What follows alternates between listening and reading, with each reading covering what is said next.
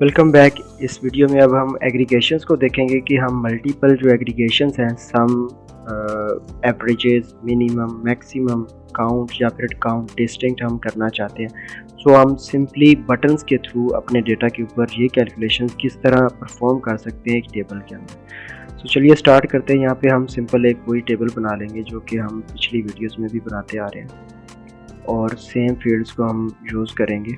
हमारे पास यहाँ पे सब कैटेगरी है। अगर हम यहाँ पे ड्रैग करें इसको या फिर इस डेटा सेक्शन में करें, ये बिल्कुल सेम काम करेगा।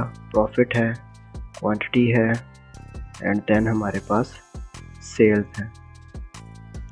ओके, अब ये हमारे पास आ चुकी हैं और यहाँ पे इसकी हम थोड़ी सी फॉर्मेटिंग कर लेंगे वैल्यूज़ में, वैल्यूज़ अप टू 15 और इसका जो कॉलम हेडर है उसमें हम इसको 18 वैल्यू दे देंगे।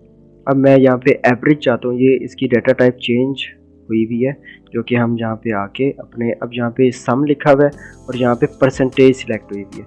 यहाँ पे अगर मैं इसको जनरल कर दूंगा तो ये हमें सम ऑफ प्रॉफिट में दे देगा वैल्यूज़। और यहाँ पे इसकी जो वो है डेसिमल प्लेसेस उसको भी हम कम कर देंगे। हमें ये डेसिमल प्लेसेस नहीं चाहिए, इसकी 0। ओके, यहाँ पे आप देख सकते हैं कि सम ऑफ प्रॉफिट जो है उसकी डेसिमल प्लेसेस ख़त्म हो चुकी है। मैं इस कॉलम के ऊपर अब बेसिकली चाहता हूँ कि मैं एक एग्रीगेशन परफॉर्म करूँ कि मुझे ये जो कॉलम है ये इसकी एवरेजेस चाहिए। तो एवरेज अगर मैं देखूँ तो मैं यहाँ पे लेफ़्ट क्लिक करूँगा तो मेरे पास ये ऑर्डर के अंदर आ जाएंगी। सो ये डिसेंडिंग ऑर्डर में है, 18, 54, then 50, 43 एंड सो ऑन।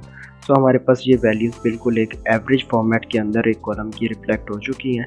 ऐसे ही हम अपनी दूसरी भी वैल्यूज़ के ऊपर अदर एग्रीगेशंस भी परफॉर्म कर सकते हैं। लेट्स सपोज यहाँ पे मैं इसके ऊपर अप्लाई करना चाहता हूँ मैक्सिमम। सो ये मुझे मैक्सिमम से मिनिमम तक की दे देगा। अगर मैं यहाँ पे इसको लेफ़्ट क्लिक करूँगा तो ये मुझे उसी ऑर्डर के अंदर वैल्यूज़ पुट करके दे देगा। अभी इसी तरह अगर मैं सेल्स के ऊपर आऊँ और यहाँ पे इसकी मैं एग्रीगेशन पेन के अंदर जाऊँ तो मुझे स्टैंडर्ड डेविएशन मिलता है, काउंट मिलता है, काउंट डिस्टिंक्ट मिलता है, मिनिमम मिलता है, एवरेज और सम, ये सारे ऑप्शन है मेरे पास।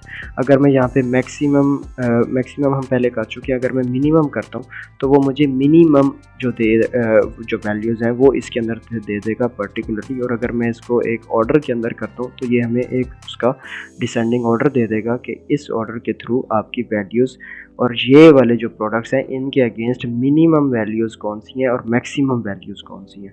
अब मैक्सिमम हमने यहाँ पे क्वांटिटी में देखी है जो कि अगर हम यहाँ पे क्लिक करते हैं तो हमें 14 मिल रही है एक्सेसरीज़ में, और इसी तरह मिनिमम हमें 0.99 मिल रही है इसकी वैल्यू सम ऑफ सेल्स की।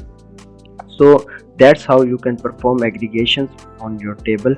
So I hope you have understood how to apply multiple aggregations on your particular columns in this sort of table. That's all for this video. I'll see you in the next video. Till then, keep learning and keep exploring.